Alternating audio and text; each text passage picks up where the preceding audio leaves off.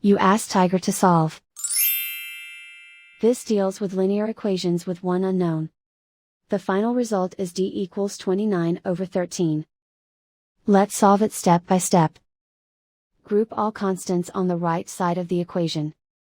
Subtract 10/13 from both sides. Combine the fractions. Combine the numerators. Reduce the zero numerator. Simplify the arithmetic. Convert the integer into a fraction. Combine the fractions. Combine the numerators.